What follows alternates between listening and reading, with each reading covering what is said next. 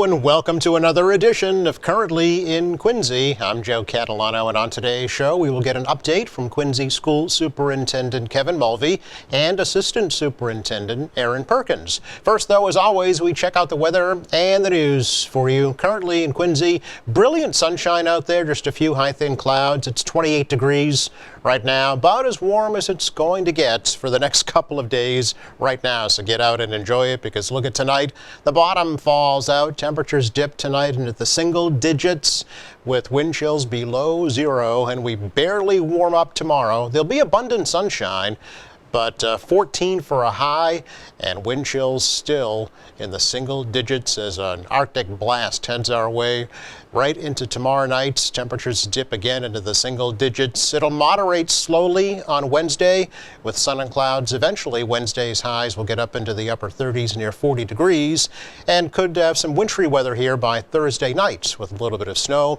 Thursday's highs in the low 40s, nighttime lows in the upper 20s. Again, 28 in Quincy right now.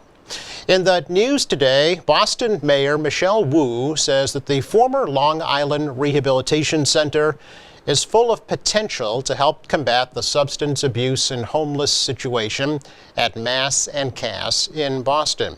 During a recent trip out on a fireboat to Long Island, Wu said that her team may bring Long Island back to life. She would not say when or how people would get there. Boston demolished the former Long Island Bridge back in 2015 after it was deemed structurally deficient. The city of Quincy does still have several lawsuits seeking to stop Boston from building a new bridge, citing concerns about traffic in Squantum and North Quincy. Wu is facing her own deadline to get homeless people off the streets along so-called Methadone Mile. Last month, Boston put up cottages for homeless individuals on the grounds of the Shattuck Shelter in Jamaica Plain. Wu says Long Island might lead to a longer-term solution. Newly elected Quincy City Council President Noel DeBona is getting right down to work. DeBona says he's already named chairman for the three largest city council committees. Obviously, finance, we have Chuck Phelan. Oversight, we have Dave McCarthy. Oversight is Brian Palmucci, and ordinance is going to be Dave McCarthy. Right now, I only have three committees that I've really zeroed in on yet, and other ones are obviously 5 or less members. Those ones are all 9 of us are there. So those are the three big threes, I call them, that all 9 members are a part of. DeBona was elected to take the helm of the city council for the next 2 years, says he wants to focus on public safety and education, while at the same time working to help make Quincy an affordable place to live and work. The next city council meeting is scheduled for January 24th. The meetings are expected to remain virtual for now due to the recent surge in COVID-19 cases. Quincy Mayor Thomas Koch will sign a new ordinance, putting some new rules in place for the Hancock Adams Common. Now, the City Council recently passed a measure that will require any for-profit organization to pay a fee and obtain a permit to use the space in Quincy Center. Ward 4 Councilor Brian Palmucci proposed that new regulation, saying he wanted to protect the new public space by requiring for-profit groups to obtain a permit and also to carry liability insurance and obtain a bond if deemed necessary by the mayor's office. That new law does not apply to nonprofit groups and does not prohibit protests. A Quincy attorney is trying to help Father Bill's and Mainspring Homeless Shelter deal with an influx of clients during this recent surge in the pandemic and the onslaught of winter weather. Attorney Chris Malloy says that he'll match any monetary donation to Father Bill's up to $15,000. Father Bill says it is struggling right now to find shelter for homeless clients due to social distancing requirements at the Broad Street facility during the pandemic, and plus the seasonal increase in new clients during the winter months. 58 beds are currently available at the Quincy shelter and about 100 at the Ramada Inn in Dorchester. Father Bill says it is working with other shelters to accommodate clients. It is also passing out food and blankets to people who refuse to come inside. Attorney Malloy says anyone who makes a donation to Father Bill's should just send him their receipt and he'll match it. A $500 reward being offered for information about vandalism to 9 Quincy Housing Authority vehicles. Housing Authority Director James Marathas says these vehicles were damaged while they were parked at their maintenance shop on Bicknell Street in Germantown sometime between 2 and 5 a.m. last Thursday. Other vehicles in the Snug Harbor area were also damaged. Marathas blasted the vandals. He said they currently have 10 staff members out with COVID-19 and they're trying to service 5,000 residents during a difficult time. He said he was disgusted by that damage and wants whoever is responsible held accountable. The reward is being offered for information that would lead to an arrest. Coming up, Quincy School Superintendent Kevin Mulvey and Assistant Superintendent Erin Perkins are here next.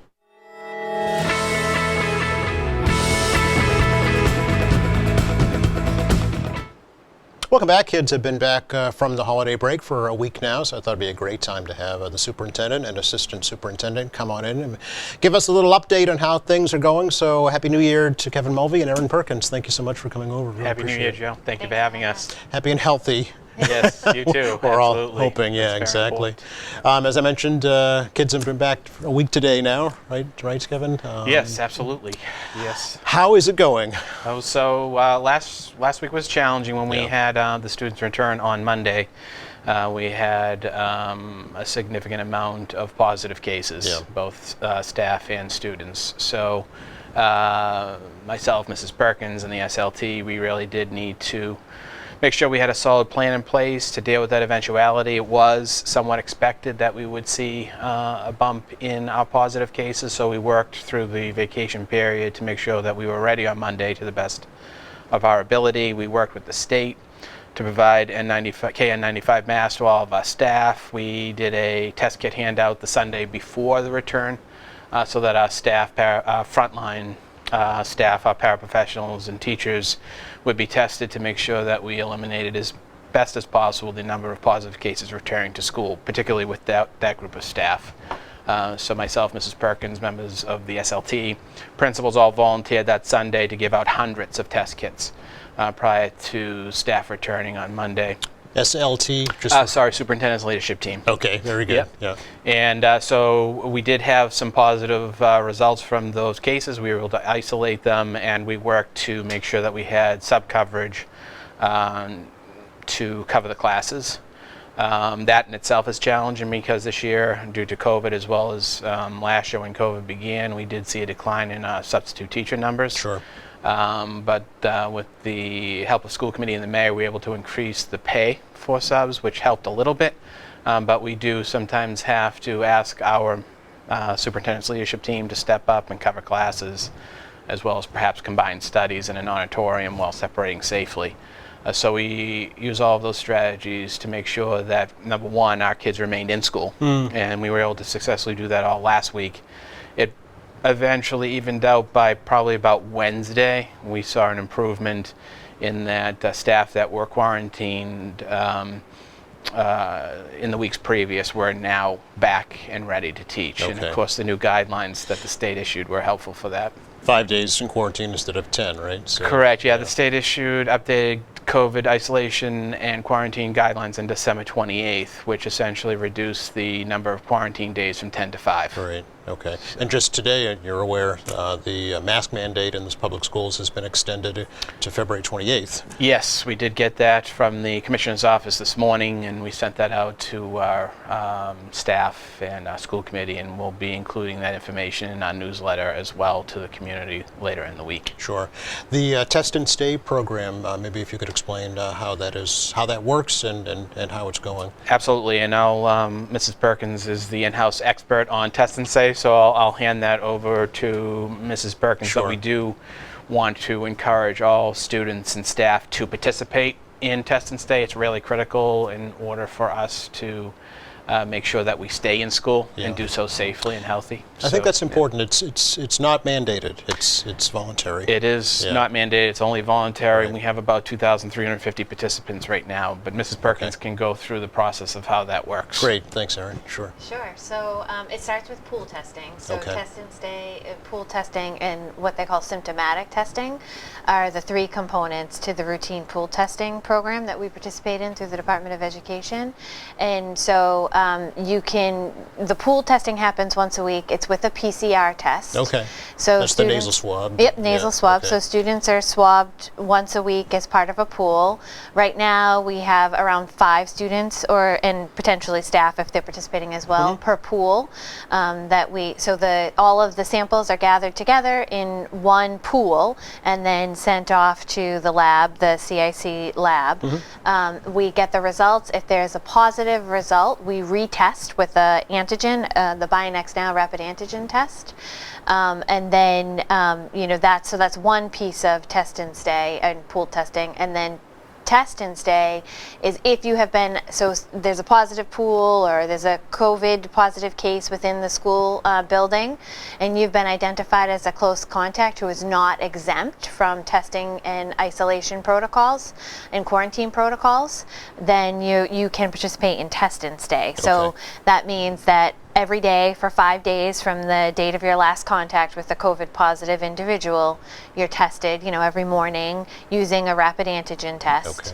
And it's for 5 days. And Okay. if the 5th day happens to fall on a weekend, your last day would be that Monday. Okay. And so that's how we're able, as long as children continue to test negative Mm-hmm. and they remain symptom free, they're able to remain in school. Okay. So 2,350 participants in test and stay. Not a lot when you consider the whole population of the Quincy Public Schools, right? Are you concerned about that? We certainly would like to see more Yeah. people participate. However, I will say, though, that if you're vaccinated, Okay. if you're fully vaccinated, which the definition from the state of fully vaccinated is 2 weeks following the Pfizer or Moderna shot, or Johnson & Johnson if you're an adult. The children, can't get Johnson & Johnson. Right. But 2 weeks out after your second shot is considered a fully vaccinated individual. So if you're fully vaccinated, you do not have to, you can if you want to, but you do not have to participate in the pool testing and test and stay. Okay. And so we do have a number of students, again, we'd love it to be more, but we Yep. do have a number of students that are vaccinated as well. Sure. But for those that aren't, absolutely, we think that it helps us identify positive cases, remove them as quickly as possible, Yeah. hopefully let them do their 5 days of isolation. They remain mild symptoms or symptoms are resolving and they're able to come back. And meanwhile, we keep our school in session and keep our classes healthy and safe. To that point about vaccinations, is it still if a school reaches an 80% vaccination threshold, they can at least request to have the mask mandate removed? Is that Correct. true? Okay. Yes, that's correct. Are Yep. there any schools in Quincy that are getting close to that? North Quincy Yeah. is getting close to Okay. that, but just as a reminder to everyone at home, even when we reach that threshold, and if we did send in a petition to get the state to approve the removal of masks in that particular school, we would still have to make sure that and monitor all those unvaccinated people still need to wear a mask. Oh, So that okay. is a logistical issue that we would have to weigh and whether or not that's something we would want to pursue. That has not been talked about. It's interesting. Yes, Okay. yeah. So there's that component there, and that would put another burden on the district to make Yep. sure that we're actually enforcing and monitoring who's vaccinated, who's not vaccinated, making sure those unvaccinated individuals are continuing to wear a mask. Okay. I can see where That's that gets to be a challenging. challenge. Yeah, Yes, for sure. absolutely. Okay. Yeah. So something to consider. Is the program, in your opinion, working? The masking program. The test and stay program. From our perspective, test and stay and pool testing is just one component of a multi-layered approach Okay. to make sure that our schools stay healthy and safe. So the first approach, of course, is the mask wearing. The second approach is distancing to the extent possible. Third approach, obviously, is test and stay and pool testing. The biggest improvement we've seen is, of course, the vaccination program for those who opted to get vaccinated. And I do have to thank Amana Community Health for partnering with us and the city to make vaccination clinics available for all of our staff and eligible students.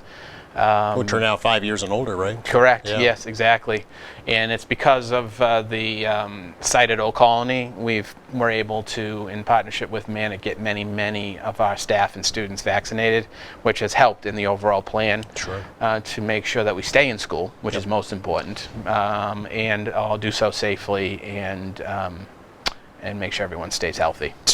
To that end, you're very aware, I'm sure, about the online petition to have a remote option. Yes. How do you feel about that? So, since the COVID pandemic began in March of 2020, we've been through the full remote, we've been through the hybrid, which is a combination of remote and in-person, and we know that there is no substitute for in-person learning. For not only the educational benefit of our students, but also the social emotional benefit of our students, and we always want to maintain that balance between both. And the in-person learning, there's just no better alternative. And so because of that, we want to make sure we do our very best and using that multi-layered approach to keep our kids in school, but keep them in safely and healthy. So that's our main prerogative right now. Sure.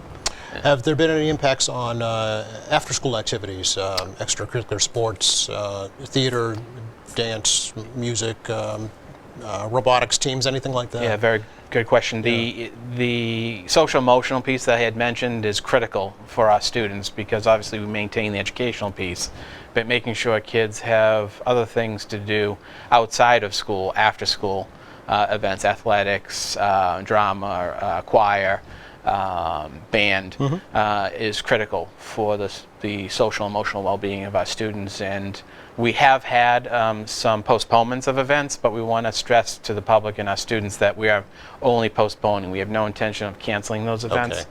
So for instance, athletic events, our athletic directors are working with the other cities and town athletic directors to make sure that if games do have to be postponed, basketball and hockey, for instance, that they will be rescheduled. Okay. So kids will not be missing out like they did perhaps last 2020, year. yeah. Exactly. Okay. And the same thing with our winter concerts. They will be postponed once again. They were already postponed once. They'll be postponed once again. But again, our intention is to make sure that those concerts go on. Okay. And we'd probably be looking at, February for those Okay. at this point. Okay. So again, we're stressing only postponement, no cancellations. These events will occur. It's just we're giving time for the latest spike to even out. Yeah, some of the health reports have said maybe the end of this month or early next month things should start to plateau and eventually come down again. So Exactly. We're watching it. Everybody's hoping like everyone for that. else. Yeah. Exactly. Aaron, for your part, I know that we've talked before about making up for lost learning. Yes. Do you think that's something that is happening and still needs to happen?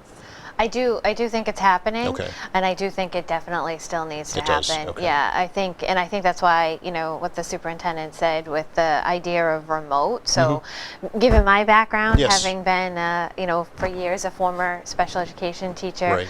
our most vulnerable students need to be in school. And, I think that when we talk about, people who have suffered during this pandemic, one of the groups is our children. So I think that, lost learning is a very real thing. It's something we've seen clearly in our data, Really? both with the MCAS and our own MAP data, which is our district administered reports. We've definitely seen declines in some of our data results. So absolutely, it needs to keep happening. The best place, obviously, for that to happen is in the classroom and in school. I think that just working together, hopefully, we can keep our staff in school and we can keep everyone healthy, so that we can start to help bring our students back on track and back to where they should be. Yeah. Speaking of MCAS, will it be on a regular schedule this year? It is on a regular schedule this year. Yes. Okay. All right. In person. In person. Yep. Okay. Yeah. That's the goal right now, right? Keep as much in Absolutely person in as person, possible. yeah. Okay, since we last chatted, which has been a little while now, there is now a new Equity, Diversity, and Inclusion Officer within the Quincy Public Schools, Kevin. So we have a position that the school committee agreed to fund. Yes. We've been working with our EDI work group, which is comprised of parents and students, as well as system administrators, principals, members of the superintendent's leadership team, to develop a job description that's nearly complete, if not complete. I think we have another meeting scheduled for Thursday to finalize, and we'll be posting that position. Okay. And we'll follow all of our regular posting protocols, 30-day posting. It will be sent out via multiple channels so that we can kind of cast the widest possible net to find the best possible person for this position. It will be a position that will have varying pieces that will cover everything from curriculum to human resources to the social emotional well-being of our students and culture and climate within the school system. So it is a very big job, a very important job, much needed job, and we're looking forward to getting that posted and vetting our candidates and making sure that we select the best possible person for this job. Is this something that other school districts are looking at, do you know? Or Yes, have done? absolutely. Other school districts have been doing it. Some have already done it. Some are moving into similar position that we are, which is moving towards posting and hiring. So there will be a competitive market out there to compete against. And so obviously we know that's a challenge, but nevertheless we are committed to finding the right person for this job. What kind of system will be put in place for students' voices to be heard? Because that seems to be kind of the overriding issue that led to this new position. Absolutely. So, and Mrs. Perkins can weigh in on this as well, but since the walkout began, we put into place multiple strategies to help maximize student voice as well as parent voice on these issues. So we have implemented restorative circles through our restorative practice initiative that we had been working on for some time, even prior to the walkout. So that was helpful in getting our staff up to speed with regard to professional development on how to have these difficult conversations with students and families. Obviously, we'll have parent academies. Our new EDI director will hopefully spearhead all of these initiatives, but certainly we're making sure that our students have greater participation on, for instance, the EDI work group, greater participation on school-led and student-led initiatives throughout the district. And I don't know if Mrs. Perkins, you have anything else to add in those areas. But I think that one of the biggest things that we heard when all that, when the walkout happened and everything kind of came to a head for us was the need to have an updated handbook, an updated student handbook. And I think that the students really felt, and I don't want to speak for them, of course, but what we heard was that they really felt like their voice wasn't a part of the decisions or kind of in this context, the student handbook, that it wasn't clear to them. That some of the consequences or things that happen when you have incidences of bias or microaggressions or harassment or racial incidences, that they really felt like it needed to be clearer within our student rights and responsibility, and that they wanted to be a part of that process. So, so I think that is one of the things that the equity work group is tackling right now, and there are students from both high schools, multiple students from both high schools part of that equity work group. And I think the idea is to make sure that our students are reflected in such an important document that kind of governs our disciplinary process throughout the district. So that would have been the only thing that I would say that was really clear to me, was that they really wanted to have a voice in the decisions that are made. Yeah, that would be for older students, middle and high school students. What can be done for the younger students who might not be able to express themselves but are experiencing issues like that? Yeah, that's a great question. So, one of the things that we have done is we have partnered with, so every school in the district through Citywide. They have an EDI Citywide group as well. Okay. The parents have formed it, and so every school in the district has EDI parent representatives that are currently, working with their principal.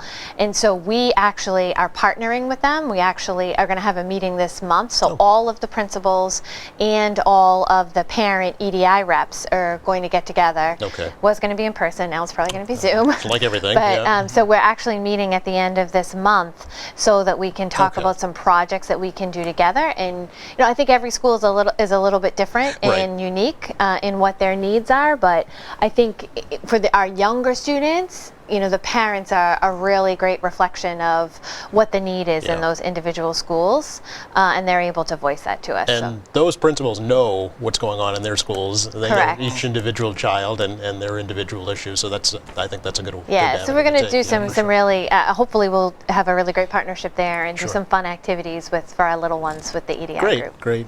We're up against the clock, but anything else we'd like to talk about right now, do you think? I just would like to thank our staff, particularly our nursing staff, with regard to their efforts going above and beyond their normal duties yeah. to make sure that all of our test and stay and pool testing and close contact work that they do to keep our students safe and healthy within the district is recognized, and we're doing our very best to help them with regard to the workload. It is challenging, and we're looking at different options to do that. But thank you to particularly the nurses, but all of our staff throughout this pandemic, but as well as the students and families for their patience during these challenging times. So, Thank you Thank both. you. And hopefully next time you're here, we can say it's over. yeah, thank you. Yes, I hope so. You're very welcome. Thanks for coming over. Thank you. Thank You're welcome.